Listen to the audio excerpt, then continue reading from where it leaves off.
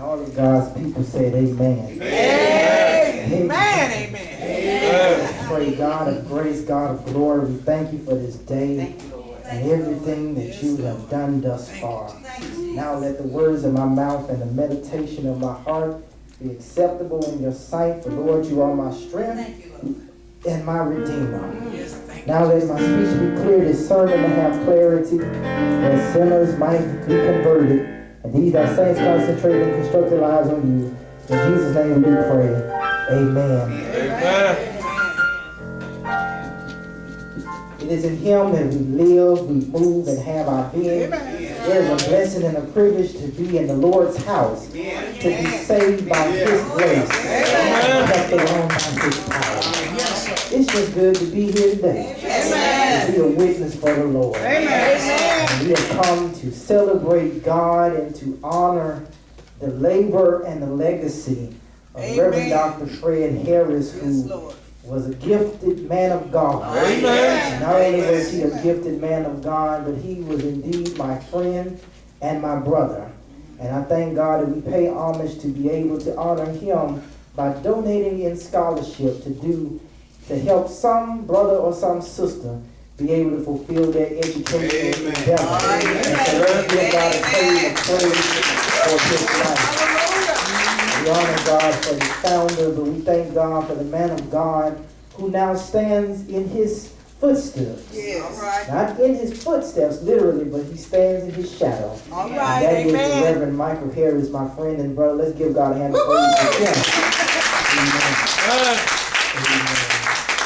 As I always say to all churches that I go to share, to preach, keep loving the pastor and keep partnering with the pastor. Amen. And most of all, be prayerful with your pastor. Amen. And last but not least, be patient with your pastor. Yes. Amen. Sometimes he may not understand you and you may not understand him. But at the end of the day, we all should understand each other in time. Amen. Amen. I want to thank God for him. Thank God for my friend and brother, and like an adopted son in ministry to me, the Reverend Dr. Von Merritt and his wife, Evangelist Merritt, who is here this evening. I thank God for the members of the New Hope Baptist Church of Ensley. We serve together in a collaborative dual partnership of ministry, and I thank God for them being here today. Amen. Members from there in choir and pew, and I thank God for my sister and my little nephew as well. Well, not little so much, but my nephew so much. Thank God for them being with us on today. Amen. All right. I've gotten the preliminaries out the way. I want to go ahead and get preaching the Lord. All right. Orchestrate our steps to go to the book of Nehemiah chapter 6. And got y'all, didn't I? Nehemiah chapter 6. Amen. Nehemiah chapter 6. Nehemiah chapter 6. Additionally, a lot of people use verses 1 through 9, but the Lord led me to go to verse number 10. Okay. Verse 10. Amen. And when you have it, please say amen. Amen. I won't be before you long. If you say amen, I definitely won't be before you long. This thing I do in my church is like a call and response. I asked the congregation, can I push it? And the church got to say, push it. So I need y'all to help me push it. Can I push it? Push it. Help me push. Help me push. Book of Nehemiah chapter 6, beginning at verse 10, and it reads thusly. Now I went into the house of Shemaiah, the son of Delaiah, son of Mehetabel, who was confined to his home. He said, let us meet together in the house of God within the temple. Let us close the doors of the temple, for they are coming to kill you. They are coming to kill you by night. But I said, such should a man as I run away. And what man could go into the temple and live, I will not go in. All And I understood and saw that God had not sent him, but he had pronounced the prophecy against me because Tobiah and Sanballat had hired him. For this purpose he was hired, that I should be afraid and act in this way and sin, and so that they could give me a bad name in order to taunt me. All right. Remember Tobiah and Sanballat, oh my God, according to these things that they did, and also the prophetess Noadiah, and the rest of the prophets who wanted to make me afraid. Let me recapitulate verse 10, and it says, Now when I went into the house of Shemaiah, the son of Deliah, son of Mehetabel, who was confined in his home, he said, Let us meet together in the house of God within the temple. Let us close the doors of the temple, for they are coming to kill me. They are coming to kill you by night. You may be seated in the presence of Almighty God. The grass do withers and the flowers do fall, but God's word do stand forever. Amen. Amen. I want to talk this evening from these words of preaching on today. You can't listen to everybody. You can't listen to everybody.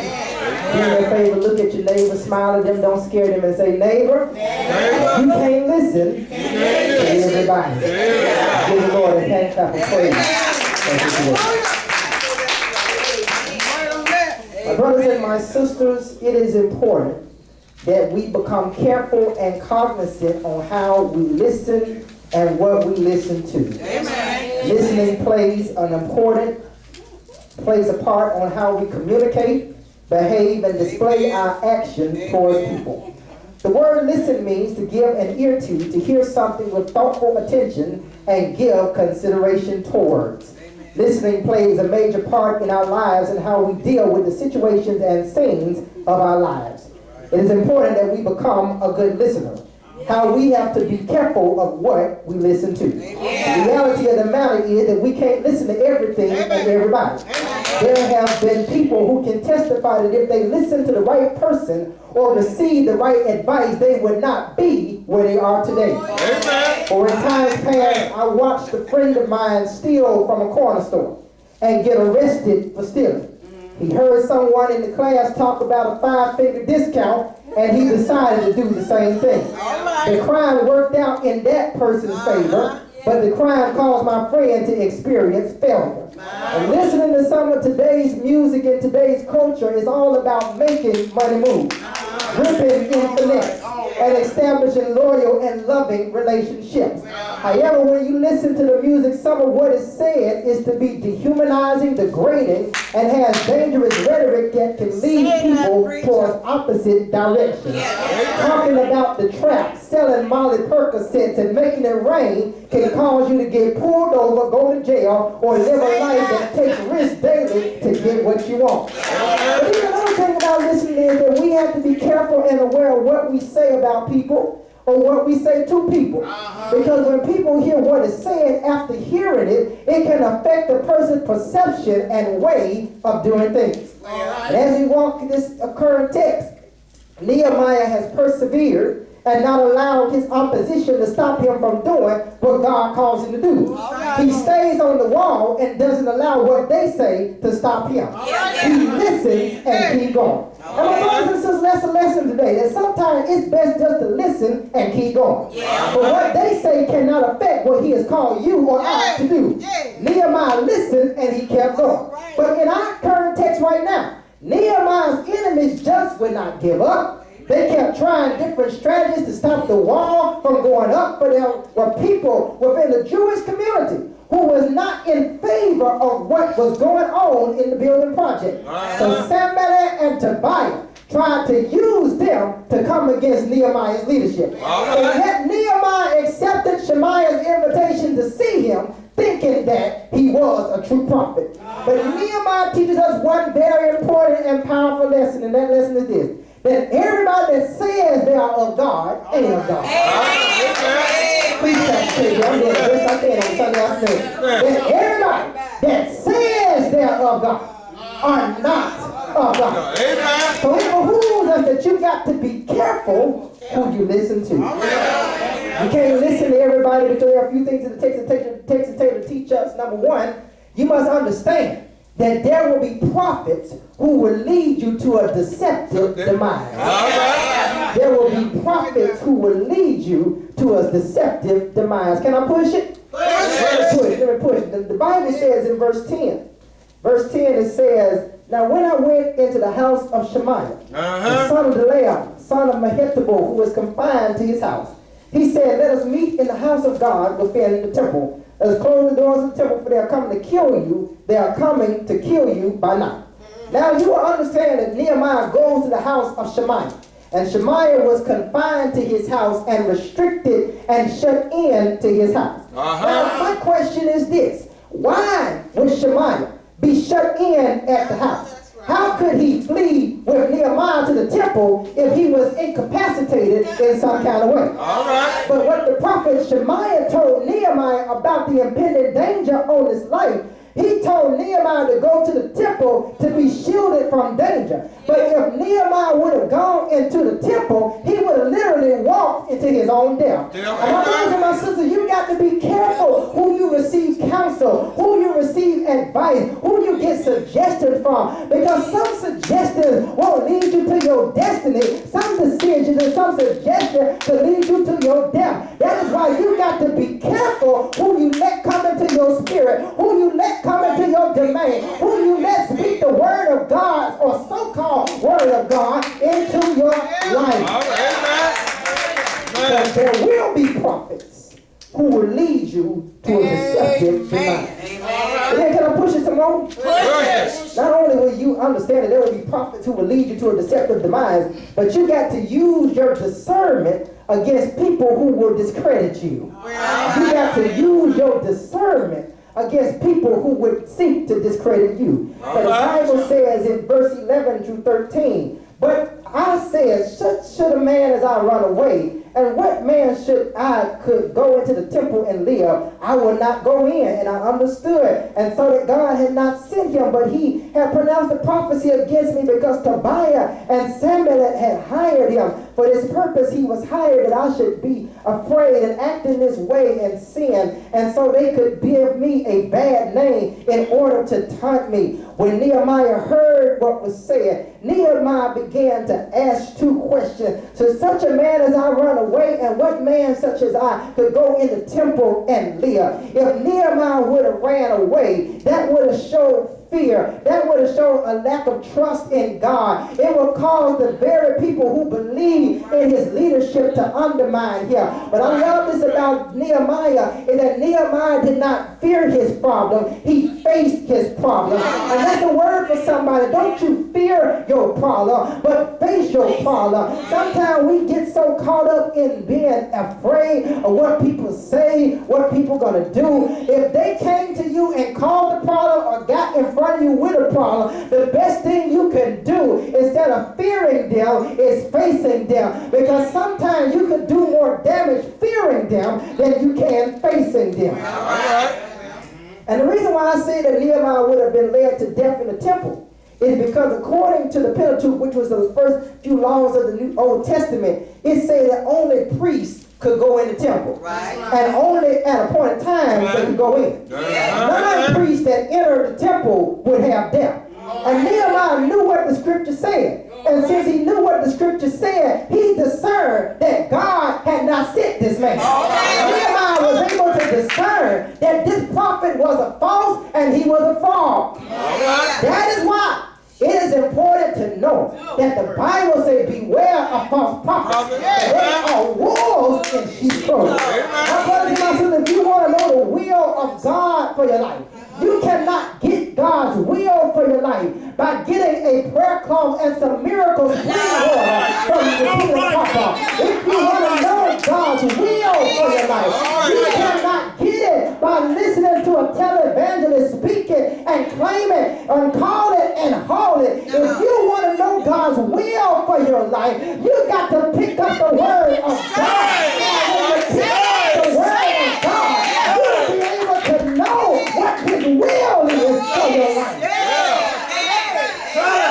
If you want to know what the will is, you got to know what the scripture says. We don't come to worship or come to midweek Bible study just to come, sit, and occupy a pew. But we come to listen to what the word of God says, so that you can be able to know how you can be able to do in this thing called life. This so-called prophet took money to oppose God's people and his agenda. And the text says that Sanballat and Tobiah hired him. And it says something about Shemaiah. That Shemaiah valued money over ministry. His ministry as a prophet was to say what God says. But he didn't do that. Make no mistake about it, my brothers and my sisters, that people can be led astray by money. That's why the Bible said that the love of money is the root of all evil. Now, it's all right to make some paper. It's all right to make a little change in the narrative. It's all right to do that. But when you have made money your God, you have made the biggest mistake in your life. People will do whatever they can for some money. Remind me, some rapper some years ago once said that they'll do whatever they do for some paper. In other words, they will do whatever they can to get some money. You know, a while back I had a conversation with somebody who transformed their life whose life was transformed by the Lord. And they used to be a drug dealer, but now they're a hope dealer. You'll catch that on your way home. And this man told me, Pastor, I used to sell dope. I would sell dope and I used to sell coke. And wherever I go, I knew how to get what I wanted to get from somebody. All I would do is scare people with guns and shoot in the air and do whatever I could do to make some money. Just like that, Nehemiah realized that this prophet wanted to scare him, taunt him, and intimidate him from building the wall. And I discovered, my brothers and my sisters, Pastor Harry, Evangelist Mary, all of you, my brothers and my sisters, that people will do whatever they can to stop you from doing what God has called you to. They will talk about you. They will lie on you. They will scandalize your name. They will try to cause a scandal on your name. They'll try to do everything to discredit God, discredit you, and discredit the ministry. But the best thing that you could do is let them keep on talking. Let them keep on scandalizing. Because you don't work for them. You work for him. And he calls you. He got your back. He got you covered. He got you covered. Yes, sir. He didn't let him stop doing what he's doing. He kept on working. And that's a word for somebody. Don't let nobody stop you from doing what you're doing. Just keep on working.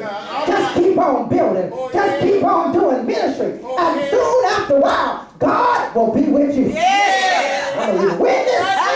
He'll be with you. So I want you to encourage your neighbor. Look at your neighbor and say, neighbor, be not dismayed. Whatever the time is, God will take care of you. God will cover you. God will be with you. Just keep on working and God will be right there. Hey. Oh, my. So, as it says, there are prophets who will lead you to a deceptive demise. You got to use your discernment against people who will discredit you. But here's the last point, and I'm done. Let God deal with deceptive people. Let God deal with deceptive people. Let God deal with deceptive people. But the Bible said in verse 14, remember Tobiah and Sanballat, oh my God, according to these things they did, and also the prophetess Noadiah, and the rest of the prophets who want to make me afraid. I love this, my brothers and my sisters. Nehemiah made a decision to do what was right and leave the outcome to God. And instead of getting back at his adversaries, instead of getting back at his antagonists, instead of getting back at those who are opposed to his leadership, I love what Nehemiah does. He prays for them. The psalmist declares, O Lord God of vengeance. O God of vengeance. Shine forth. My brothers and my sisters, you don't have to get back at people. Just pray for people. And God will get them. And just as Nehemiah asked the Lord to remember the good that he had done for his people, he asked the same Lord to remember the evil that the enemies had done against Israel. Why would Nehemiah pray such a thing? Why would he want these things to be remembered? He wants these things to be remembered because he believes that God will settle the account. That God will give them judgment. He believes that God will do justice. And he wants justice to become done. Because God will reward the people according to what he has done. Nehemiah wants mercy for those who repent of sin and trust the Lord. But then he wants justice for those who oppose consequences. He left the matter in God's hand. He didn't plan a counteract on his enemy. All he did was pray to the Lord to do justice against his enemies. And the enemies are his people. All I'm trying to tell somebody is just pray about them and let the Lord deal with them. One person once said that you cannot box with God. You cannot fight against God. In fact, that's why Jesus said, love your enemies. Pray for them that despitefully use you and say all manner against you falsely. That's why the Bible says that you don't have to get on your enemy's level, but the best thing that you can is overcome evil by overcoming it with good. I wish I had a witness that let the Lord deal with it. That problem that I had, I just couldn't seem to solve. I tried and I tried, and the more I tried, I got deeper and more. One day, I turned it over to Jesus, and I stopped worrying about it. I gave it over to the Lord, and He worked it out. And when you let the Lord deal with it, He'll take you from victimizing circumstances to a victorious celebration. He'll take your chaos and turn it into a cosmos. He'll take your sorrow and turn it into joy. Is there anybody in here today that can let God deal with it? That's why the Bible says, let God arise and my enemies be scattered. Because let the Lord deal with it. Is there anybody here that can let the Lord deal with it? Let God fight your battles. Let God make your enemies go through. And then I ask y'all a question. Oh, so won't He make a way for you? Yes, sir. Won't He open doors for you? Won't He provide for you? Won't He heal your body? Won't He be your joy and car? Won't He give you hope for tomorrow? If you're glad about it, you ought to lift up them chocolate hands and say, yeah!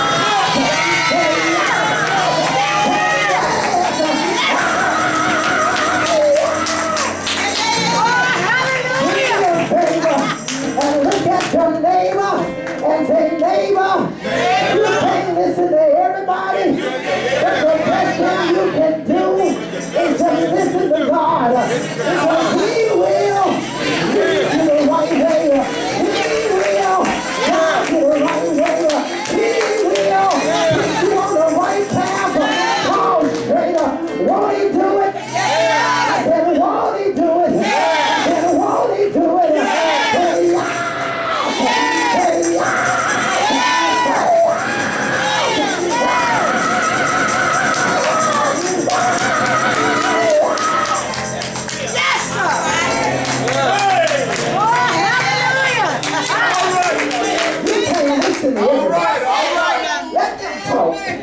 Let them lie. Let them do whatever the hell they want to do. Because at the end of the day, when that tree that never gone, I'm still working you.